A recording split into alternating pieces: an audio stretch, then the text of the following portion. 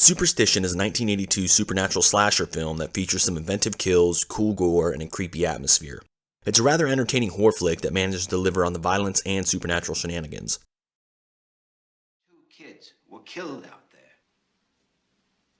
The medical examiner thinks it's a cult thing or something. 1 kid was gutted and slashed to death. The other microwaved. Wait a minute, what? In the 1600s, a witch is sentenced to death by crucifixion and is sank to the bottom of the lake known as Black Pond.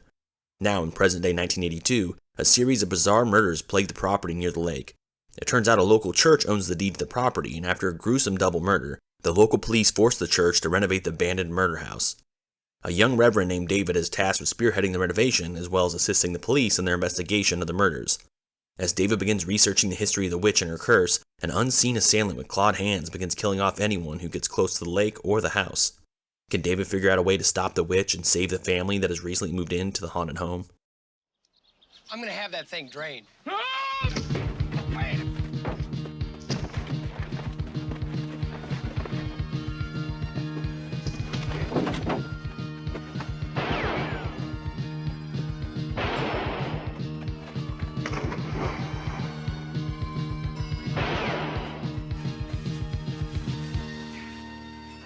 Superstition is a fun horror flick. It has enough wacky moments and over-the-top kills to make it an enjoyable, if not gonzo, slasher.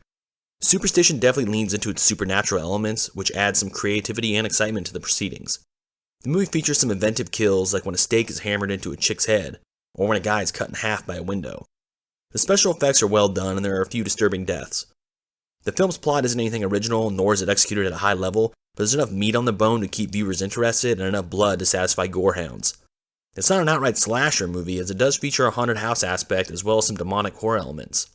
My favorite scene in the movie is without a doubt the table saw scene.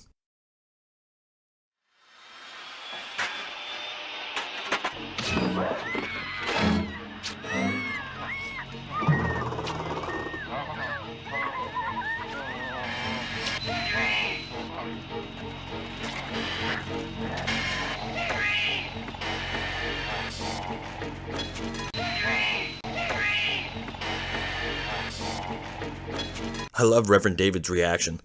The acting is subpar from the cast, and the characters are all underwhelming. The family that moves into the house is forgettable, and the film's lead character, Reverend David, is bland. He's a rather dull, passive, and useless character. Other than uncovering some exposition, he doesn't really do much in the movie. There's a few eccentric characters in the movie, like the old witch lady that lives on the property, as well as her mentally challenged son, but they're both just there to be red herrings. The film's backstory involving a witch and a supernatural curse isn't groundbreaking, and the movie's climax is disappointing. The film's editing is also shitty at times, especially during the film's chaotic third act. The characters all have moronic dialogue, and their actions consistently come off as idiotic. It's definitely a lazy script. The film is also lacking in exploitation and sleaze. If she was alive in 1692, she's dead now. She's going to stay dead. You have a 20th century mind. You may soon regret it.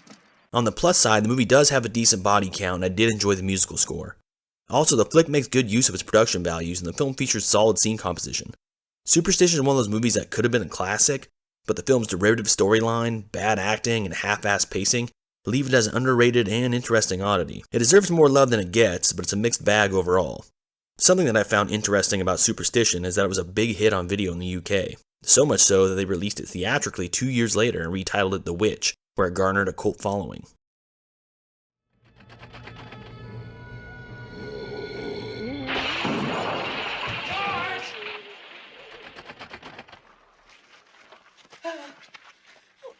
I'm sorry he's gone. It's all right, I understand. I've seen men die, some violently, but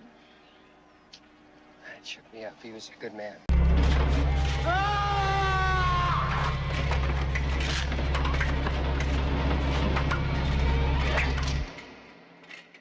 It's me, David. Come on. David, something's got Melinda in the kitchen. You've got to help me. Okay, we're